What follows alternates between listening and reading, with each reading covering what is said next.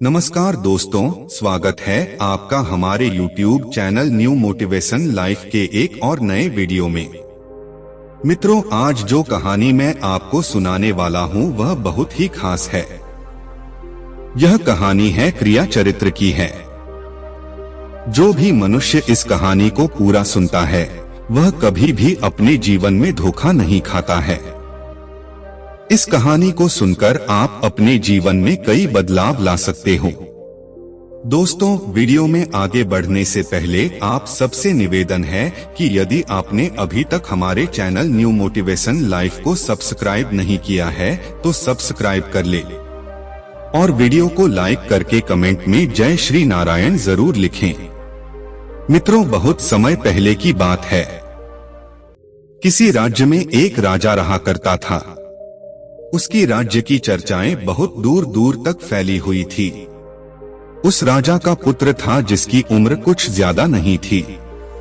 12 या 13 वर्ष होगी। वो राजकुमार बड़ा ही सुंदर था।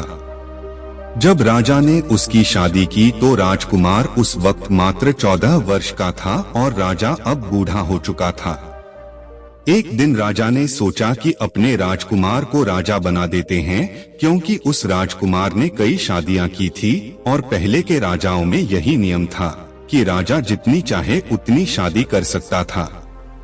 वह राजा अपने पुत्र राजकुमार को राजा बना देता है। राजकुमार की 7 शादी हो चुकी थी। वह राजकुमार जो कि राजा बना था अपनी पढ़ाई लिखाई फिर भी कर रहा था।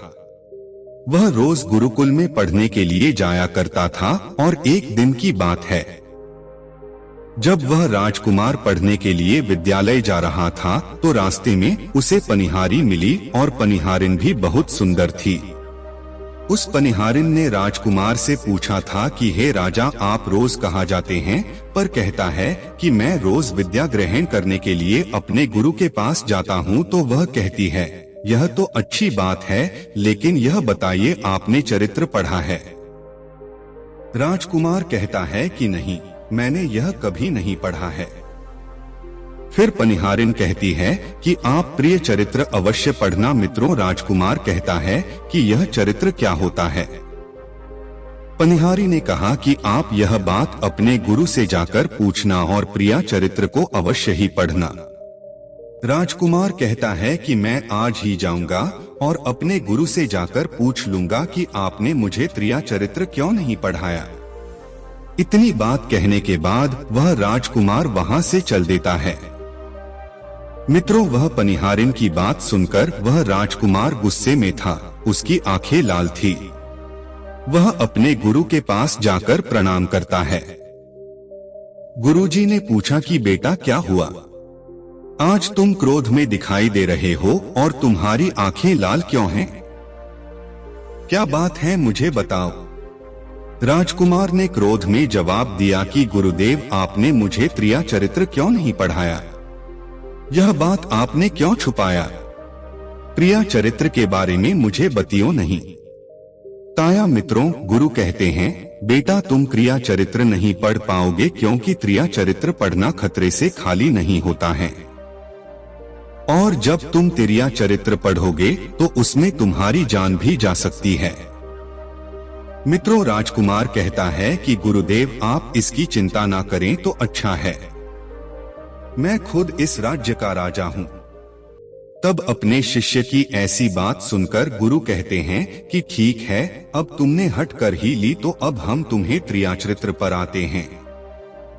चरित्र पढ़ते पढ़ते राजकुमार को 1 साल हो गए और जब 1 वर्ष हो गया तो गुरु ने कहा कि बेटा, अब तुम्हारी पढ़ाई पूरी हो चुकी है। अब तुम घर जा सकते हो और आज से अपने राज्य को चला सकते हो। अब तुम्हें यहाँ आने की कोई आवश्यकता नहीं है। मित्रों, राजकुमार कहता है, ठीक है गुरुदेव। राजकुमार जैसे ही जाने को होता है, गुरुदेव उसे रोक लेते हैं और कहते हैं, बेटा, मैं तुम्हें एक ऐसा यंत्र देता हूँ, या जब तुम इसे अपने कानों में लगाओगे तो कोई भी तुम्हें पहचान नहीं पाएगा और तुम उसे पहचान लोगे। राजकुमार वह यंत्र अपने हाथों में ले लेता है। मित्रों, गुरु कहते हैं तुम इस यंत्र को ले जाओ और रात के 12 बजे आज ही के रात में अपने महल से निकल करके जंगल की तरफ जाना और पूर्व दिशा की ओर जाना, और जब तुम पूर्व दिशा की ओर जाओ तो यह यंत्र अपने कानों में लगा लेना और वहीं पर खड़ा हो जाना। वो राजकुमार कहता है कि ठीक है, ऐसा ही करेंगे। फिर राजकुमार गुरुकुल से महल की ओर चल देता है और जब रात के 12 बज जाते हैं और उस राजकुमार की 7 पत्नियां सो जाती हैं, तब आंधी रात के समय वह राजकुमार अपने हाथों में यंत्र लेकर महल से जंगल की तरफ चल देता है। राजा जंगल में पूर्व दिशा की ओर जाता है और वहां जाकर अपने कानों में यंत्र लगा लेता है और वहीं पर खड़ा हो जाता है। तो उसने क्या देखा कि वही पनिहारिन जो मुझे रास्ते में मिली थी, वही पनिहारिन एक थाली में खाना लेकर जंगल को जा रही है। वहां थोड़ी ही दूरी पर एक संत अपनी कुटिया में रहते थे। वह पनिहारिन संत के पास खाना लेकर जा रही थी। राजा ने देखा कि यह तो वही पनिहारिन है जिसने मुझसे कहा था कि त्रिया चरित्र की पढ़ाई करो, लेकिन पनिहारिन उस राजा को नहीं पहचान पाई क्योंकि राजा के कानों में यंत्र लगा हुआ था। यंत्र लगने की वजह से राजा किसी को भी पहचान सकता था। राजा ने अपने मन में सोचा कि चलो उसके पीछे चलते हैं कि यह आंधी रात को भोजन लेकर संत कुटिया की तरफ क्यों जा रही है, इसका क्या कारण है। मित्रों, वह राजा भी उसके पीछे पीछे छुपता हुआ चल दिया। अब वह पनिहारिन उस कुटिया में उस बाबा के वहां पहुंचती है। उस बाबा के पास जादू की पोटली थी और वह बाबा जादूगर था। राजा पीछे पीछे गया और वह चुप करके देख रहा था कि वह पनिहारिन औरत को बाबा क्या करेंगे। बाबा ने पनिहारिन से कहा, अरे पनिहारिन, पहले तो मुझे ये बता कि आज आने में इतनी देर कैसे लग गई। हाथ जोड़कर पनिहारिन कहने लगी कि महात्मा जी, मेरा विवाह हो चुका है और मेरे पति मुझे ले जाने के लिए आए हैं। हमें लेकर कल चले जाएंगे, इसीलिए हमें उन्हें सुलझाने में थोड़ी देर लग गई और यहाँ आने में भी देर हो गई। मित्रों, जब यह बात साधु ने सुनी कि पनिहारी का विवाह हो चुका है और इसका पति इसे लेने आया है, तो साधु कहता है कि इसका मतलब है कि तुम अपने पति के साथ जाना चाहती हो, तो हमारे पास क्यों आई हो। पनिहारिन कहती है कि मैं आपके बिना नहीं रह सकती हूँ, मैं आपके बिना नहीं जी सकती हूँ। तो साधु कहता है कि पनिहारिन, इसके लिए तुम्हें काम करना होगा। साधु एक बड़ा सा चाकू निकलता है और पनिहारिन से कहता है कि पनिहारिन, जाओ अपने पति के गर्दन काट कर यहाँ लेकर आ जाओ। अपने उस पति को मार दो जो हमारे और तुम्हारे बीच में दरार बन रहा है, तब मैं तुम्हें रख लूंगा, तुमसे विवाह करूंगा, तुम्हें अपनी पत्नी बनाऊंगा। मित्रों, बिना कुछ सोचे समझे वह चाकू को ले लेती है और दौड़ते हुए अपने घर जा आती है और उसका पति सो रहा था। वहां जाकर अपने पति की गर्दन काट देती है और उसकी गर्दन को लेकर साधु के पास आती है और जो राजकुमार थे उसके पीछे पीछे उसका सारा कारनामा देख रहे थे। जब साधु ने देखा कि अपने पति को मार करके उसकी गर्दन यहाँ लेकर आई है, साधु को बहुत गुस्सा आया और उसने उसे लात मारी और कहा, भाग जाओ यहाँ से, जब तू अपने पति की नहीं हो सकी, जिसके साथ तूने 7 फेरे लिए, तो तू मेरी क्या होगी।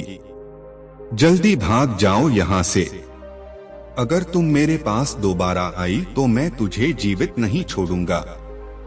मित्रों, साधु की यह बात सुनकर उस पर निहार इनको ऐसा लगा जैसे उसके पैरों तले जमीन खिसक गई हो।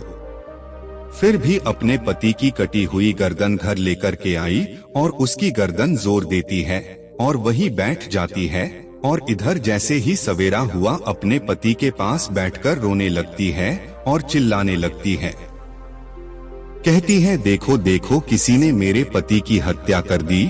लेकिन रात में उस पनिहारिन का सारा कारनामा राजकुमार देख चुका था। इधर सारे गांव वाले पनिहारिन के घर चले जाते हैं और उसके पति की लाश को लेकर गांव के बाहर जाते हैं उसका दाह संस्कार करने के लिए, और वह पनिहारिन भी पीछे से भागती हुई रोती हुई चली जा रही थी। और उधर राजकुमार भी जा रहे थे, जो कि अपने राज्य के राजा बन चुके थे। पनिहारिन भागती हुई चिल्लाते हुई पहुंची और कहने लगी, मैं सती बनूंगी, क्योंकि अगर जब मेरे पति ही नहीं रहे तो ऐसे जीवन का क्या फायदा। मैं इन्हीं के साथ सती हो जाऊंगी।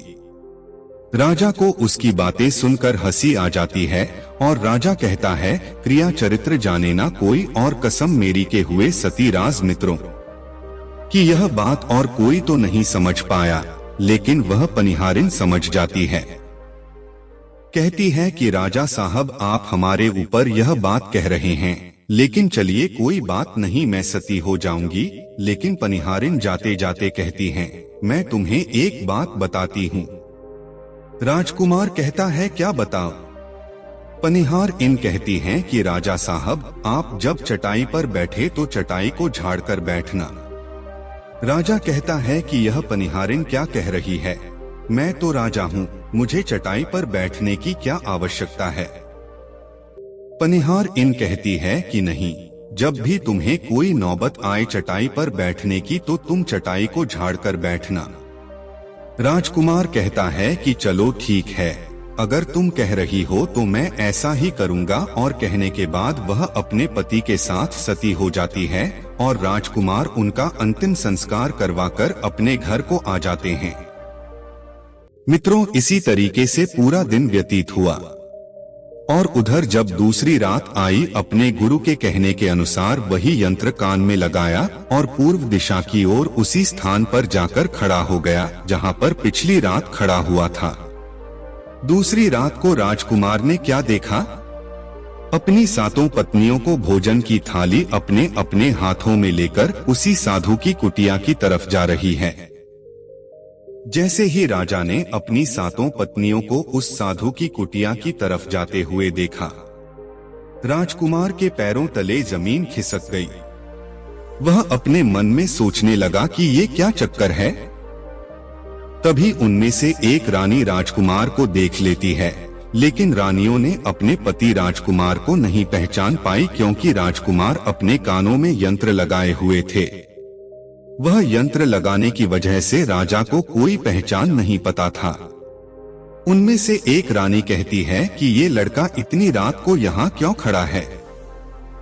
तब रानियों ने उसके लड़के को अपनी तरह बुलाया और कहा, कृपया आप हमारी सहायता करें, इस सामान को उस कुटिया तक ले चलो। मित्रों, बिना कुछ सोचे समझे राजकुमार ने वह थाली अपने हाथों में ले ली और अपनी रानियों के साथ कुटिया तक जाने लगा। जब 7 रानियों और राजकुमार उस साधु की कुटिया में पहुंचते हैं और राजकुमार कुछ भी नहीं बोल रहा था, क्योंकि राजकुमार देखना चाहता था कि हमारे प्यार में ऐसी क्या कमी है जो हमारी सातों रानियां इस साधु के पास आती है, और इस साधु के पास ऐसा क्या है जो हमारी सातों रानी अभी यहाँ आ रही है। मित्रों, राजकुमार छुपकर ये सब जानना चाहता था। इधर जब वह सातों रानियों राजकुमार को लेकर साधु के पास पहुंची तो महात्मा राजकुमार को देखकर कहता है कि यह कौन है। तो सातों रानियां कहती हैं कि महात्मा जी, ये बालक हमें रास्ते में मिला, इसने हमारी सहायता की तो हम इसे अपने साथ लेकर आ गए। रानी कहती है कि एक काम करते हैं, इसे आज रात यही रहने देते हैं, कल सुबह होते ही यह चला जाएगा। उस साधु उनकी बातों को मान लेता है। वह साधु अपने शिष्य को बुलाता है और उससे कहता है कि आज रात के लिए इस बालक की रुकने की व्यवस्था कर दो। वह शिष्य राजकुमार को लेकर एक कमरे में जाता है। उस कमरे में एक चटाई बिछी हुई थी। शिष्य कहता है कि देख भाई, आज तुझे चटाई पर सोना पड़ेगा।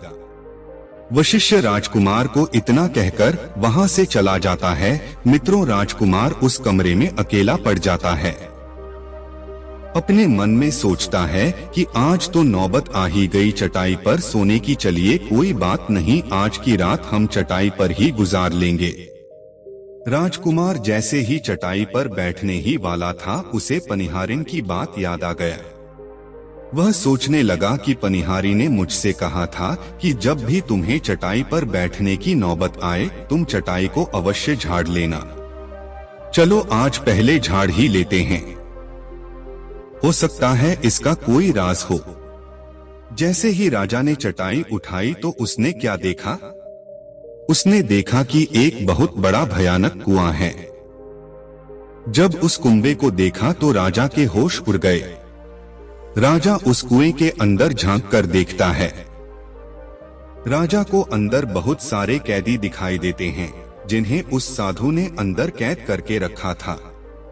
उन कैदियों में से एक आदमी ने राजकुमार को पहचान लिया।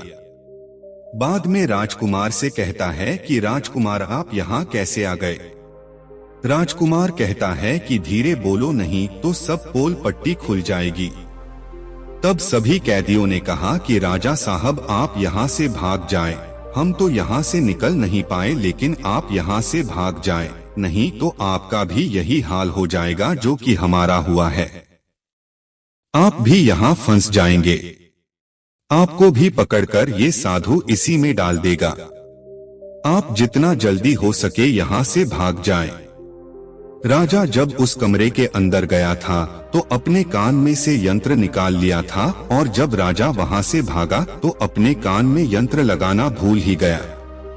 मित्रों, राजा को भागते हुए उन रानियों ने और साधु ने देख लिया था। प्राणियों ने जब राजा को भागते हुए देखा तो रानी कहती है, यह तो हमारे पति हैं। महात्मा से कहती है कि महात्मा जी अब तो हमारी सारी पोल पट्टी खुल जाएगी। ये तो हमारे पति हैं और वह भागे जा रहे हैं। उन्होंने हमें यहाँ देख लिया है। अब हमारा क्या होगा? और साधु कहता है कि तुम यहाँ क्या देख रही हो? जल्दी जाओ और अपने पति को पकड़कर लाना। तो रानियां राजकुमार को पकड़ने के लिए दौड़ी दौड़ी जाती हैं। लेकिन वह राजकुमार जो राजा था इतना तेज था कि वह अपने महल जा पहुंचा और घबराई रानियों के तो होश उड़ गए। फिर वापस उसी बाबा के पास आती है और बाबा से कहती है कि महाराज अब तो हमारे पति हमें जीवित नहीं छोड़ेंगे। हम जैसे ही घर जाएंगे वह हमारी जान ले लेंगे। महात्मा आप हमें बचा लीजिए, इसका कोई उपाय कीजिए। तब जाकर वह साधु रानियों को एक जादुई कील देता है और कहता है कि जब तुम जाओ तो अपने पति को बहला फुसलाकर उसके माथे में यह जादुई कील घुसा देना, तुम्हारे पति को ढेर बना देगा और साथ मिलकर उसे मार देना, बस कहानी खत्म हो जाएगा। मित्रों, वो सातों रानियों साधु की बात मान लेती है और जादुई की लेकर महल आती है। वह 7 रानियों आपस में विचार करती है कि राजा सबसे ज्यादा प्रेम सबसे छोटी वाली रानी को करते हैं, तो वह रानियां मिलकर जादू वाला कील छोटी रानी को दे देती है और कहती है, ये लो तुम्हारा काम है, तुम किसी भी तरह राजकुमार के सर में ये कील गाड़ देना। तो छोटी वाली रानी कहती है ठीक है, और छोटी वाली रानी कील ले लेती है। जब राजा ने उन 7 रानियों को आते हुए देखा तो क्रोध में कहा कि पहले तुम यही रुको, पहले मुझे यह बताओ कि हमारे राज्य में और मुझ में ऐसी क्या कमी है कि तुम आंधी रात को उस साधु के पास जाते हो? इसका क्या कारण है? 7 रानियां हाथ जोड़कर कहती हैं, महाराज हमें माफ कर दीजिए, हमें लगता है कि उस साधु बाबा ने हम पर कोई जादू टोना कर दिया था, इसीलिए हमसे ऐसी गलती हो गई। आइंदा ऐसी गलती हमसे कभी नहीं होगी। छोटी रानी की ऐसी बातें सुनकर राजा उनकी बातों को मान लेता है, क्योंकि वह राजा छोटी रानी से बहुत प्रेम करता था। मित्रों, वह राजा भी सोचने लगता है कि शायद उस बाबा ने ही इन पर कोई जादू टोना किया होगा, और अपनी 7 पत्नियों को माफ कर देता है और कहता है ठीक है, तुम अपने कमरे में चली जाओ। सबसे छोटी रानी, जिसे राजकुमार बहुत प्रेम करता था, वह राजकुमार को खाना खिलाती है और राजकुमार को सुला देती है। जब वह राजा सो गया तो वह प्राणियां भी वहीं आ जाती हैं।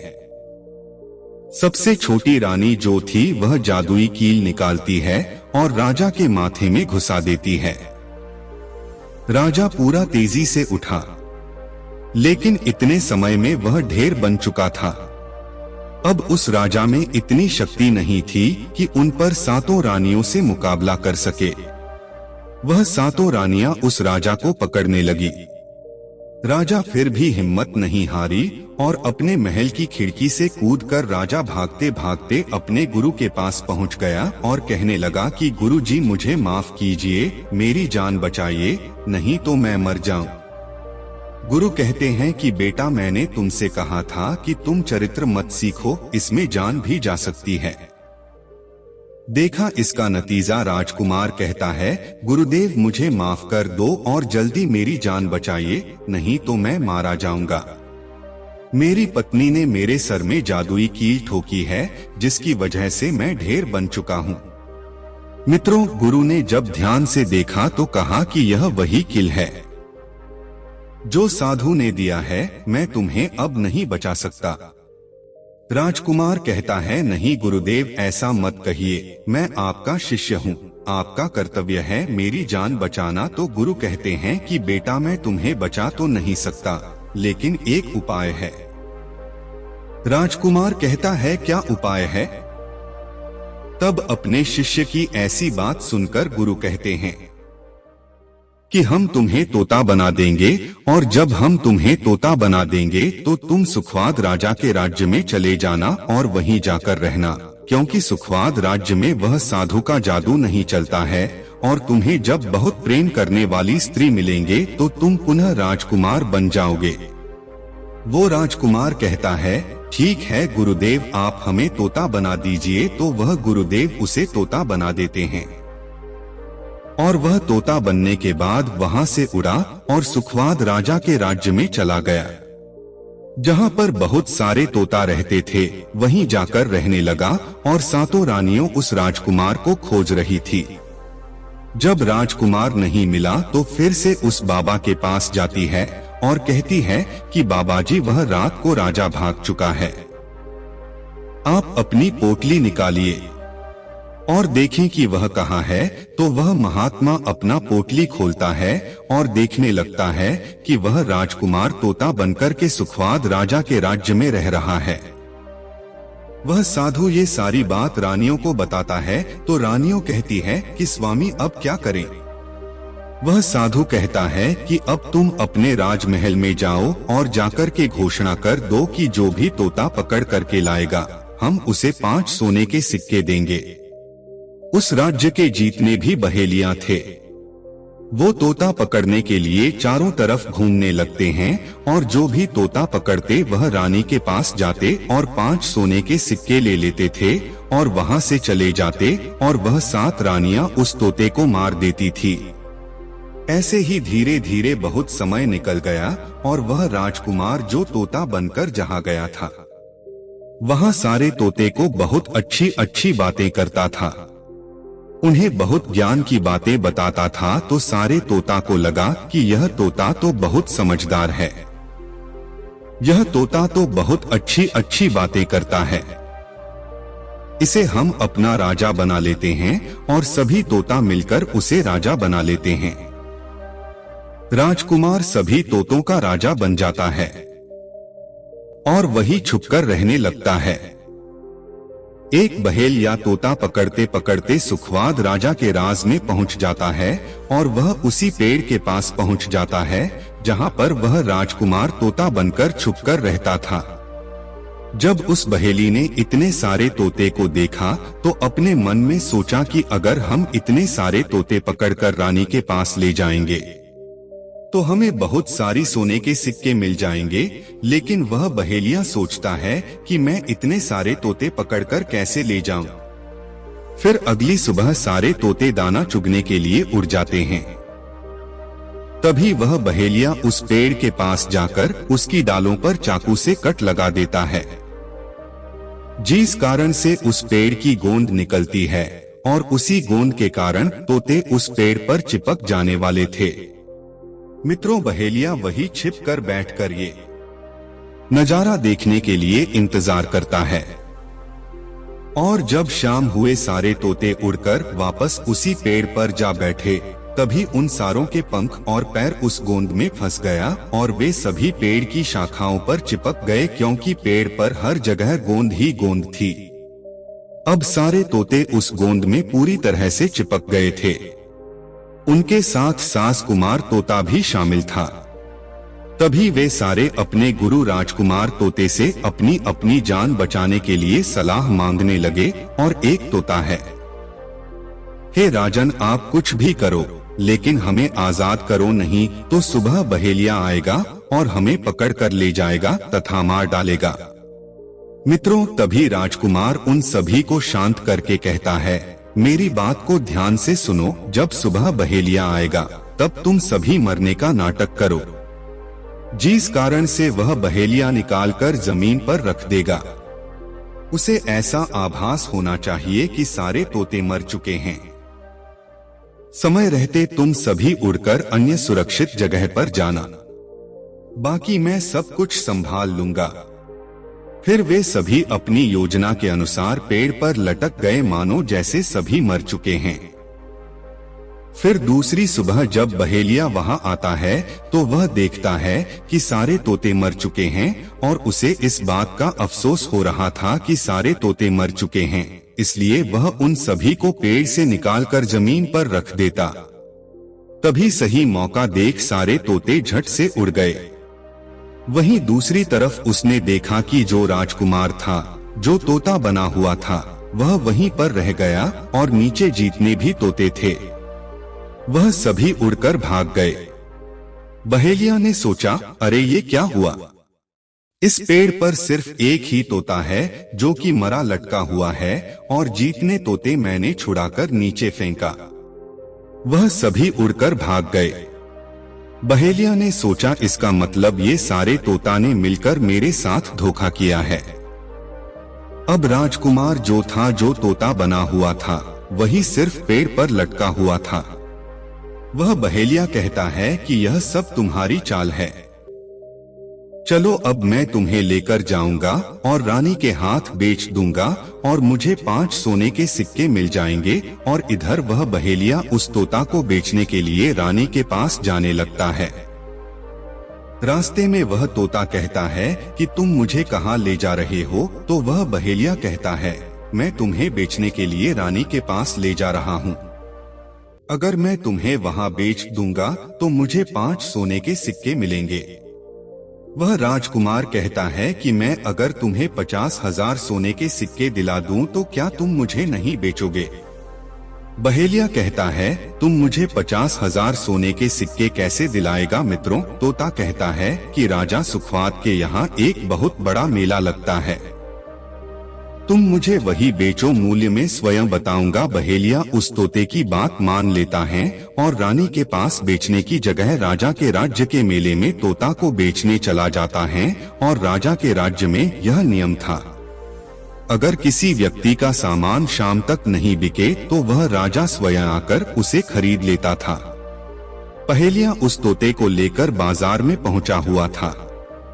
जब कोई व्यक्ति उस तोते को खरीदने आता है तो वह पूछता कि ये कितने का है? तो वह बहेलिया कहता है कि तोता अपना दाम स्वयं बताएगा। तो वह तोता अपना दाम इतना बता देता कि कोई भी व्यक्ति उसे खरीद ही नहीं पाता। ऐसे ही करते करते शाम हो गई और अब सभी अपने अपनी दुकान लेकर चले गए। सभी का दुकान उजड़ गया था, बस एक बहेलिया और एक तोता ही रह गए थे। इधर राजा ने अपने सिपाहियों को आदेश दिया कि जाओ देख कर आओ, किसी का सामान तो नहीं रह गया है। जब राजा के सिपाही आए तो उन्होंने देखा कि एक बहेलिया तोता को लेकर बैठा हुआ है। सिपाही बहेलिया से कहते हैं कि बहेलिया, तुम्हारा तोता क्यों नहीं बिका? तुम इसे कितने में बेच रहे हो? तो तोता कहता है कि जो इन्हें 50,000 सोने के सिक्के देगा वही मुझे खरीद पाएगा। उस तोते की बात सुनकर वह सिपाही आश्चर्य में पड़ जाते हैं और सोचते हैं, अरे यह तोता अपना मूल्य स्वयं बताता है। तब सिपाही राजा के पास जाते हैं और राजा को सारी बात बताते हैं और कहते हैं, एक बहेलिया एक तोता लेकर बैठा हुआ है, लेकिन वह तोता अपना मूल्य स्वयं ही बताता है। वह इतना महंगा बताता है, शायद इसीलिए उसे कोई खरीद नहीं सका। राजा सिपाहियों से पूछता है कि वह अपना मूल्य कितना बता रहा है। तो सिपाही कहते हैं, अपना मूल्य 50,000 सोने के सिक्के बता रहा है। चलिए हम खरीदेंगे। अगर नहीं खरीदेंगे तो हमारे राज्य की बदनामी होगी कि राजा के बाजार में एक तोता नहीं बिका, और इसलिए राजा अपने मंत्रियों के साथ अपने रथ पर सवार होकर बाजार में पहुंचता है। कहता है, इस तोते का क्या मूल्य कितना है? बहेलिया हाथ जोड़कर कहता है कि राजा साहब अपना मूल्य तोता स्वयं बताएगा। वह राजा फिर तोते से पूछा तो तोता कहता है कि राजा साहब जो इन्हें 50,000 सोने के सिक्के देगा वही मुझे खरीद पाएगा। अपने सिपाहियों से 50,000 सोने के सिक्के मंगवाता है और बहेलिया को पकड़ा देता है और तोते को लेकर अपने महल चला जाता है। वह तोता बहुत ही बुद्धिमान था क्योंकि वह राजा था। वह तोता राजा को बहुत अच्छी अच्छी बातें बताने लगा। जब राजा पर कोई खतरा आने वाला होता तभी वह तोता बता देता कि राजा साहब आप पर यह खतरा आने वाला है, और इसी तरह सब उस तोते से बहुत अधिक प्रेम करने लगते हैं। जब यह बात रानी को पता चला कि राजा ऐसा तोता लेकर आए हैं जो कि बोलता भी है और बहुत अच्छी अच्छी बातें बताता है, तो रानियां राजा से कहती है, उस तोता को मेरे पास भिजवा दीजिए। हम भी उस तोते को देखना चाहते हैं। हम उस तोते से बातें करना चाहते हैं। राजा अपने मंत्रियों से कहकर वह तोता रानियों के पास भिजवा देता है। रानी उस तोते से बातें करके बहुत खुश हो जाती है। रानी भी तोते से बहुत प्रेम करने लगती है और कहती है कि वाह रे तोता, हे राजा साहेब ने 50,000 सोने के सिक्के देकर खरीदा है। राजा की एक पुत्री थी जो कि बड़ी सुंदर थी। रानी अपनी पुत्री से कहती है कि आज से तुम ही इस तोते का ध्यान रखो और कल तुम इसे अच्छे से धोकर नहला देना। वो राजकुमारी भी उस तोते से बहुत प्रेम करती हैं। जैसे ही सुबह हुआ राजकुमारी उस तोते को लेकर नहलाने जाती हैं। राजकुमारी तोते को नहला रही थी तो उसने देखा कि तोते के सिर पर कील सा कुछ लगा हुआ है। राजकुमारी उसको निकाल देती है। राजकुमारी जैसी ही कील को निकालती है, वह तोता पहले वाला एक सुंदर सा राजकुमार बन जाता है। उसे देखकर राजकुमारी घबरा जाती है। राजकुमार कहता है कि तुम घबराओ नहीं, यकीन वापस से मेरे सर में लगा दो तो मैं फिर से तोता बन जाऊंगा और इसके बारे में मैं तुम्हें रात्रि में बताऊंगा। तुरंत ही वह राजकुमारी ऑफ किल राजकुमार के सर में लगा देती है और वह वापस से तोता बन जाता है। रात को राजकुमारी तोते को लेकर अपने कमरे में जाती है और उसके सर से किल निकाल देती है और वह तोता फिर से राजकुमार बन जाता है। राजकुमार अपनी सारी दास्तां उस राजकुमारी को बताता है और कहता है, माफ करना या दास्तां तुम किसी को नहीं बताना, नहीं तो मेरी जान चली जाएगी। राजकुमारी इसके बारे में अपनी माता और पिता को भी नहीं बताती है। दिन भर वह तोता रहता है और रात को राजकुमारी उस तोते को अपने कमरे में ले जाती और उसके माथे से किल निकाल देती और वह राजकुमार बन जाता है। और रात में वह दोनों साथ में ही रहते हैं और ऐसे ही धीरे धीरे समय निकलता गया। राजकुमारी को राजकुमार से प्रेम हो जाता है। इधर क्या हुआ, जो राजकुमार की पत्नियां थी वह बहुत सारे तोते मरवा देती हैं, लेकिन जो राजकुमार तोता बना हुआ था वह उन्हें नहीं मिलता है और वे उसी साधु के पास जाती हैं और कहती हैं कि है महात्मा, हमारे पति तो अभी तक हमें नहीं मिले, हम अब क्या करें, उन्हें कैसे मारे। वह साधु फिर से अपनी पोटली खोलता है और देखता है कि वह राजकुमार अभी तक तोता बनके राजा के घर में रह रहा है।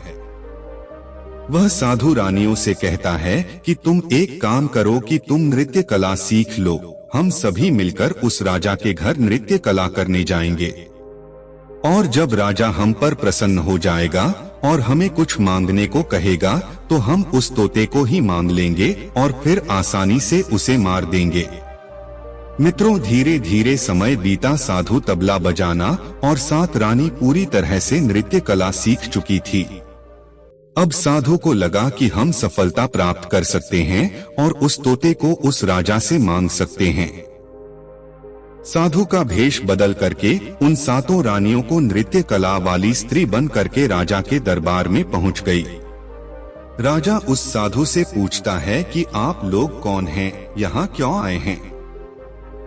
तब साधु कहता है कि हम सब नृत्य कला वाले हैं। आपके महल में हम नृत्य कला दिखाना चाहते हैं। राजा को भी गाने और बजाने का बहुत शौक था। वह मान जाते हैं। उधर वह साधु अपना गाना बजाना चालू करता है। जब उनकी गाने बजाने की आवाज तोता के कानों में पहुंची तो तोता समझ गया कि वह साधु हमारी सातों रानियों को लेकर भेष बदलकर यहाँ पर आ गया है। अब हमारी जान नहीं बचेगी। लेकिन जब राजकुमारी उस तोते को लेकर अपने कमरे में जाती है, उस तोते के सर से किल निकालती है और वह तोता राजकुमार बन जाता है। और वह राजकुमार सारी बातें उस राजकुमारी को बताता है।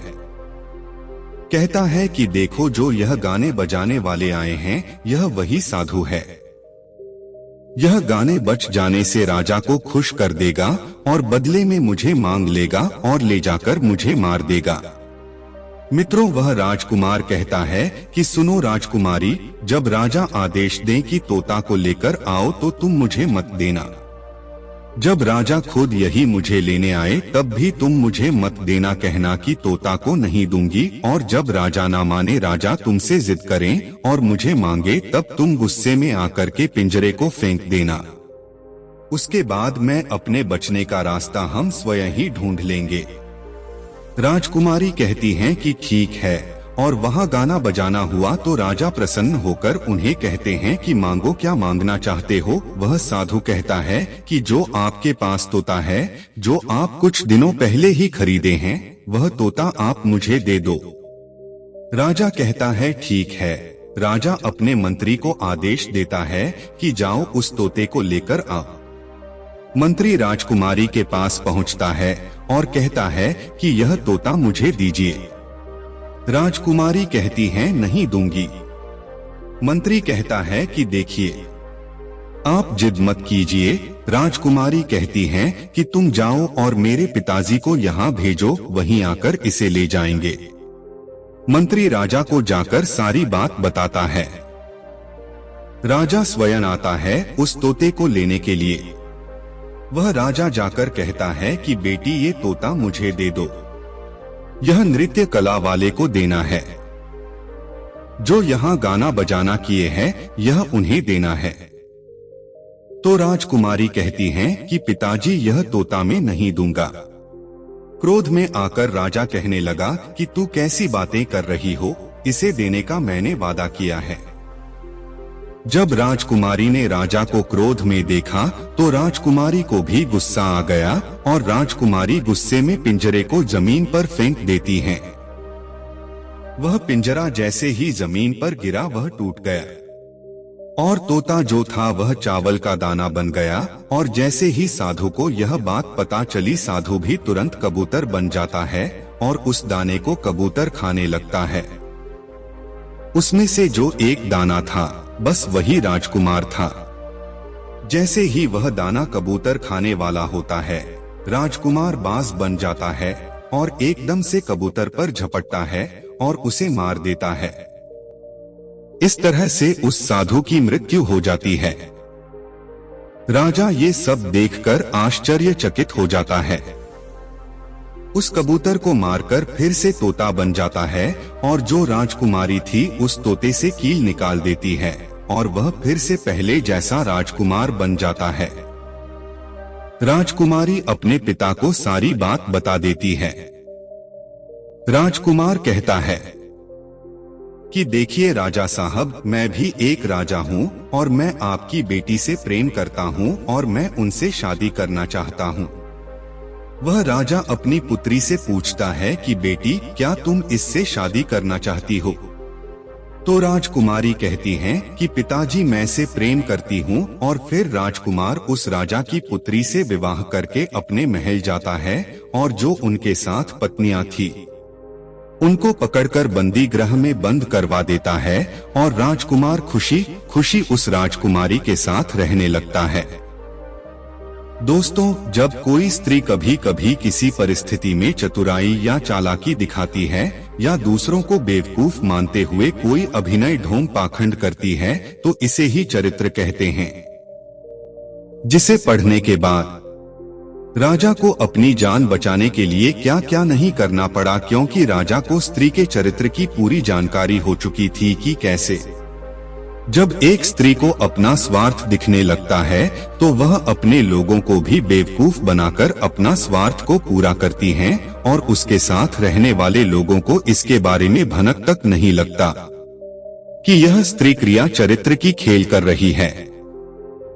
मित्रों, जो आपके दिल के करीब है उसके बारे में आप पूरी जानकारी रखिए कि उसके अंदर खुद को लेकर कोई स्वार्थ तो नहीं छुपा है, और अगर ऐसा है तो आप उनसे थोड़ा दूर ही रहें, क्योंकि ऐसे में आपको जिंदगी के हर कदम पर धोखा ही मिलेगा, क्योंकि एक स्वार्थ स्त्री अपनी स्वार्थ के लिए जिंदगी में कुछ भी कर सकती है। मित्रों, तो उम्मीद है आपको यह कथा अच्छी लगी होगी। दोस्तों, वीडियो के अंत में आप लोगों से निवेदन है कि ये थे आपने अभी तक हमारे YouTube चैनल को सब्सक्राइब नहीं किया तो सब्सक्राइब करके वीडियो को एक लाइक करें और कमेंट में जय श्री कृष्ण जरूर लिखें। दोस्तों, वीडियो को पूरा देखने के लिए बहुत बहुत धन्यवाद।